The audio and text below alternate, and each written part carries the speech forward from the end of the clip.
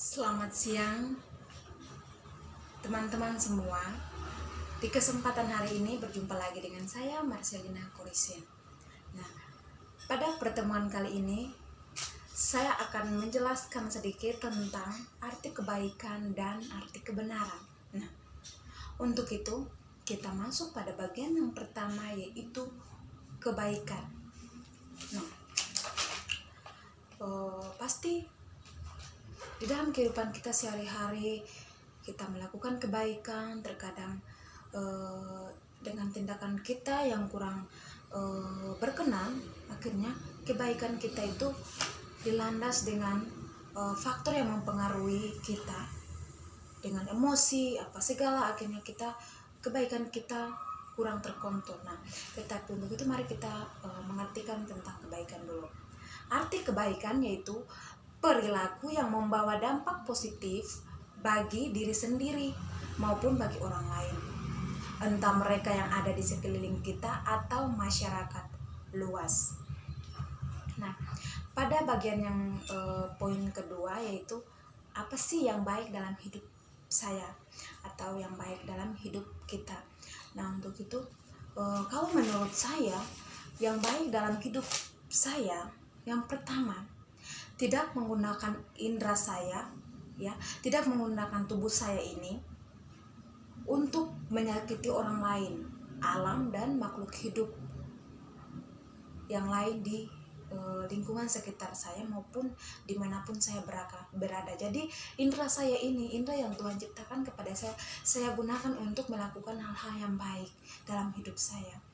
Karena Tuhan menciptakan indera saya, Tuhan menciptakan indera kita untuk melakukan hal-hal yang baik dalam kehidupan. Yang berikut yaitu, yang pertama itu A, yang berikut B, selalu membantu orang lain tanpa mengeluh dan tanpa menyesali sesuatu yang sudah saya berikan, karena saya membantu dengan ikhlas. Jadi sifat saya itu, jika saya membantu seseorang, saya tidak meminta atau tidak mengeluh lagi, tetapi saya membantu dengan ikhlas. Intinya selagi saya masih ada, saya membantu. Selagi saya masih ada, saya berikan dengan tulus ikhlas. Yang berikut yaitu C, mengasihi serta menghargai diri saya maupun orang lain. Nah, kalau kita tidak menghargai diri kita duluan, mana bisa kita mau menghargai orang lain? Jadi kalau menurut saya menghargai diri saya dulu, saya menghargai apa yang Tuhan berikan kepada saya. Nah, barulah saya bisa menghargai orang lain. Karena dengan saya menghargai diri saya juga bisa menghargai orang lain. Dan yang berikutnya yaitu D, bertutur kata yang sopan, yang tidak menyinggung perasaan orang lain. Jadi sifat saya ini, saya menyadari bahwa saya kalau berkata itu, saya berpikir dulu baru berkata. Karena terkadang kalau saya tidak berpikir tapi langsung berkata, tetapi terkadang perkataan saya itu menyinggung perasaan orang lain. Nah, apakah perkataan ini orang tersebut terima atau tidak? Jadi di dalam hidup saya ini, jika saya mau berkata, saya berpikir dulu baru berkata. Sama juga dengan saya mengambil sebuah keputusan, itu saya berpikir dulu baru saya mengambil keputusan itu. Karena saya berpikir bahwa itu sudah pasti, makanya saya memutuskan hal tersebut. Contohnya, saya mau melakukan perkuliahan. Nah, di situ saya tidak langsung berkata, saya mau kuliah, tidak. Saya berpikir dulu, ternyata kuliah ini bisa membangun masa depan saya. Di situ saya berpikir baru saya mengambil tindakan, saya mengambil keputusan yang pasti bahwa saya melakukan dan melaksanakan perkuliahan saya. Yang berikut yaitu 2, apa yang tidak baik dalam hidup saya. Jadi di dalam kehidupan kita pasti ada hal yang kurang baik dalam hidup kita, dalam hidup saya ini, ya, termaksud saya pun. Nah, faktor yang mempengaruhi hidup saya, yang menjadi tindakan saya atau sifat saya tidak baik, itu bisa karena, dan memang nyata, yaitu bisa karena faktor internal, yaitu sesuatu yang tidak bisa dikendalikan oleh diri saya. Misalnya, dan ini adalah hal yang konkret, hal yang nyata dalam hidup saya yang sering saya alami. Kehidupan nyata yang saya alami yaitu terkadang saya kurang mengontrol dan mengendalikan emosi di saat ada orang yang membicarakan dan menyinggung perasaan saya.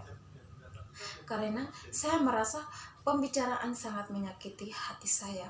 Akhirnya saya mengalami gangguan mental yang membuat saya emosi dengan melakukan amarah. Jadi itu bagian pembahasan tentang arti kebaikan, ya. Jadi di dalam hidup kita ini, walaupun kita ada sifat yang tidak baik, tetapi di segi lain kita juga memiliki sifat yang baik, memiliki tingkah laku yang baik. Nah, ya tadi itu ketidakbaikan itu mungkin terkadang kita kurang mengontrol emosi kita atau apa, akhirnya mengakibatkan faktor yang membuat kita memiliki sifat yang tidak baik. Tetapi itu memang nyata dalam hidup kita, jadi kita pun ya harus menerima itu, dan kita pun dengan hal tersebut kita bisa mengontrol diri kita lagi lebih baik, ya.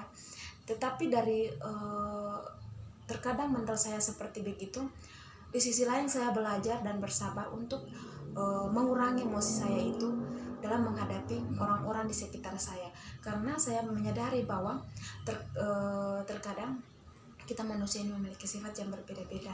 Jadi setidaknya kita pun ya menerima orang lain, menerima hal-hal lain dari orang-orang tersebut, agar jangan membuat sakit hati kita. Jadi ya sudahlah, kita dengerin saja. Kalau memang itu baik untuk saya terima. Kalau tidak baik ya sudah, saya diamkan saja.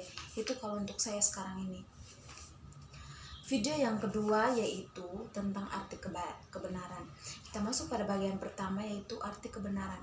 Kebenaran adalah suatu pendapat atau perbuatan seseorang yang sesuai dengan orang lain dan tidak merugikan diri sendiri.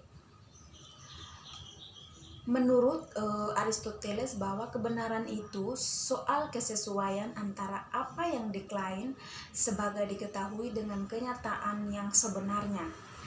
Benar dan salah adalah soal sesuai agar tidaknya apa yang dikatakan dengan kenyataan. Itu menurut Aristoteles, pendapat Aristoteles. Nah, pada bagian yang kedua yaitu bagaimana sih manusia memahami kebenaran. Jadi kedua ini manusia memahami kebenaran itu dengan cara bagaimana. Di sini saya mengambil 2 poin. Poin yang pertama yaitu penemuan yang berlangsung tanpa disengaja. Akhirnya manusia dapat memahami sesuatu kebenaran maupun yang tidak benar dari penemuan tersebut. Yang kedua, itu penemuan manusia untuk memahami kebenaran melalui otoritas atau kewibawaan. Pendapat orang yang memiliki kewibawaan, misalnya orang-orang yang punya kedudukan kekuasaan, sering dikenali sebagai kebenaran, yang akhirnya manusia dapat memahami kebenaran tersebut dari orang-orang yang memiliki kewibawaan. 3 yaitu bagaimana manusia akhirnya membahasakan kebenaran. Jadi pada bagian ketiga ini saya mengambil 2 poin juga. Pada poin yang pertama yaitu setiap orang yang berkata maka dilandaskan dengan tindakan, karena dengan tindakan itu manusia di sekitar akan memahami bahwa bahasa yang telah dikatakan sesuai dengan tindakan, baik itu secara benar atau tidak benar. Jadi saya pun kadang gitu, terkadang orang kalau berkata tetapi tidak dengan tindakan, belum tentu pun saya percaya. Saya orangnya seperti begitu. Tetapi kalau dia berkata dengan melakukan tindakan, disitulah saya akan melihat, oh ternyata ini benar atau tidak, tetapi dia sudah melakukan dengan tindakan. Tetapi dia hanya sekedar berkata dengan bahasanya, tetapi tidak ada tindakan, belum tentu saya akan percaya dengan kata-katanya bahwa itu benar. Saya orangnya seperti begitu. Jadi kalau dia percaya tetapi tidak melakukan tindakan, berarti itu belum benar, karena apa yang dikatakan belum dia laksanakan, belum dengan tindakan tersebut. Tetapi kalau dia sudah berkata sambil melakukan tindakan, ya itu benar. Yang poin kedua yaitu B, berbahasa yang baik maka perbuatan pun yang benar. Tetapi terkadang manusia berkata dengan berbahasa yang baik, tetapi perbuatan belum tentu benar. Jadi pada poin yang kedua ini seperti begini. Terkadang kita manusia itu berkata, kata-kata kita itu indah sekali, bahasa yang kita ucapkan, bahasa yang kita lontarkan itu sangat membuat orang lain terpengaruh dengan kata-kata itu, karena orang lain merasa, aduh kata-kata ini kok terpengaruh sekali. Nah, tetapi belum tentu perkataan yang dia keluarkan itu apakah dia akan bertindak, belum tentu. Tetapi ada juga orang yang berkata bahasanya baik, bahasanya benar. Nah, di situ pun dia melakukan tindakan, dan tindakan itu juga benar dengan bahasa yang dia laksanakan.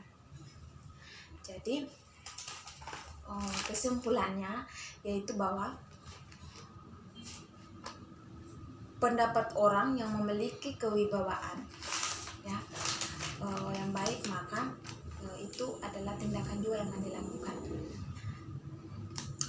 Berbuat baik pada diri sendiri juga merupakan kewajiban kita sebagai umat manusia, karena berbuat baik maka itu juga suatu kebenaran dalam hidup kita. Artinya kita bisa melakukan hal-hal baik bagi orang lain dan tidak membawa dampak negatif ya bagi orang lain.